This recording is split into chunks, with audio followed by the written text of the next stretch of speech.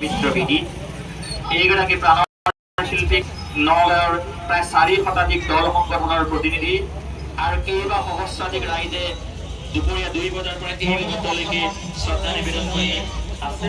এই কাৰ্যসূচী আৰু কিছু সময় চলি থাকিব।